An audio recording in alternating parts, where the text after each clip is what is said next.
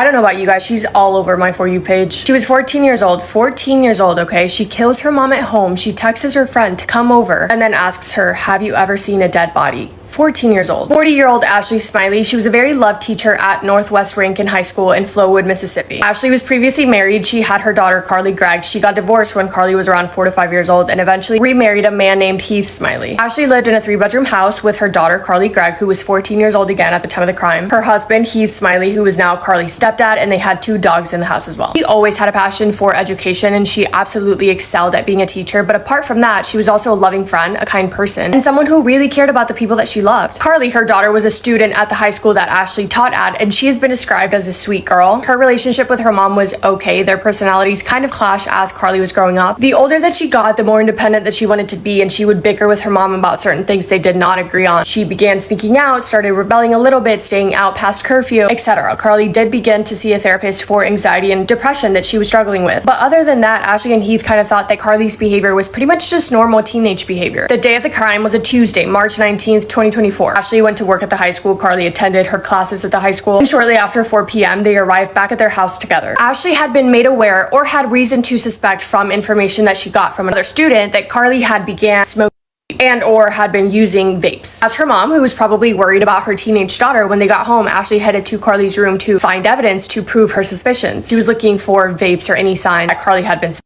As her mother is in her room, Carley is walking around the house. Also, there is home security footage. They had a camera inside the house, which is why we know specific details of what she did. But she's walking around. She goes into her parents' bedroom. The footage, we see Carley walking by the living room. She kind of takes a peek in the kitchen to make sure that no one is in there, and she's holding an object close to her. It kind of seems like she's hiding it underneath her shirt. We now know that Carley was hiding a weapon. She was holding a in the camera footage, which mind you had sound as well, we see Carley walk over to her bedroom where she met her mom. Seconds later, a loud bang is heard, followed by screams and then 2 additional loud bangs. Carley had just taken the life of her mother. The footage of it is chilling and gave me goosebumps. Seconds after, Carley walks into the kitchen. She sits down at a bar stool. Mind you, she's acting completely normal. I thought that I heard her humming a little, like she almost started to sing a little bit. It was scary. Anyway, she sits down. She picks up her mom's phone. She texts her stepdad pretending to be her mother and says, "When will you be home, honey?" Heath responds to Ashley's phone. He says that he will be done with work around 4:30, but he might be a little late in getting home. Carley then proceeds to text one of her friends claiming that she needed to come over because there was an emergency. The friend comes over. Carley meets her at the door, and one of the first things that she asks her is, "Have you ever seen a dead body?" She then proceeds to walk her over to her mom's body. Her mom is lifeless. She's lying on the floor. She was lying on her back with her arms over her head and a towel covering her face. As her friend, what the fuck would you be thinking? Because what? Carley Gregg then allegedly turned to her friend and said, quote, "I put 3 in my mom and I have 3 more for my stepdad for when he gets back home." Keith pulls into the driveway at 5:03 p.m. Remember, this is still a completely normal day for him. He has no idea that anything is wrong. No reason to suspect that his wife is dead on the floor inside the house. Also, my question was, what the heck? Where was the friend when Heath got home? It is believed that Carley told her friend to wait outside somewhere because her stepdad was about to be home. We also know now that she took down the security camera inside the house and she hid it in the fridge. As soon as Heath gets home, he parks his car. He makes his way inside. And as soon as he steps foot inside, he opens the door to the kitchen. And before the door can even open all the way, he's met with loud bangs. In court, Heath stated, "When I opened the door to the kitchen, the gun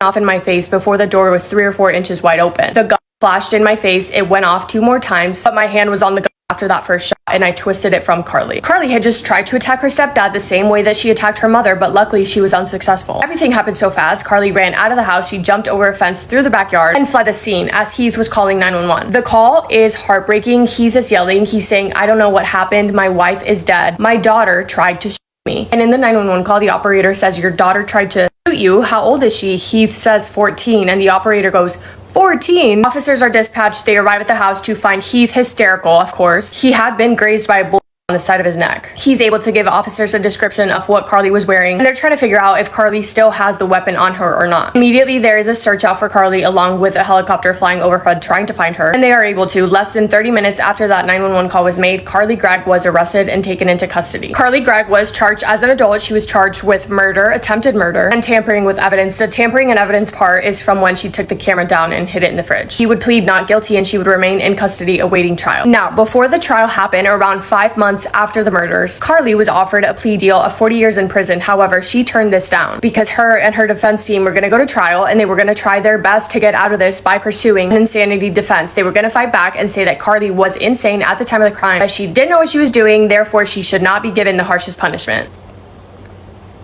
She killed her mom. The defense's argument was not going to be to try and say that Carley did not do this. It was obvious that Carley did it. She was responsible. There's no question about that. However, they wanted to focus on the why instead of the who. They would argue that Carley was insane, that she was experiencing a mental health crisis. They would claim that Carley was also a victim that day, which I think that's taking it a little bit too far. There is a person that is no longer alive because of the girl. I don't know if I would necessarily call her a victim. I mean, mental health is a serious thing. It can do mess a lot of things up in your head, but I think calling her a victim, I don't know. They were saying that she was not in the right state of mind, she was suffering, and that she did not know what she was doing. Quote from court from the defense, quote, "This was not a bad kid. This was not a kid who was enraged. This is not a kid who had hatred in her heart for her mother or her stepfather. In fact, it was the complete opposite. This was a kid who was experiencing significant mental health issues, and while she was having a state of psychosis in an episode of acute stress on March 19th, she lost herself in what was the perfect storm." Also want to reiterate, about mental health, I know how serious it is. I know that it can blind you and that you can be not yourself at all. It's a serious thing. I'm not trying to say that it's not.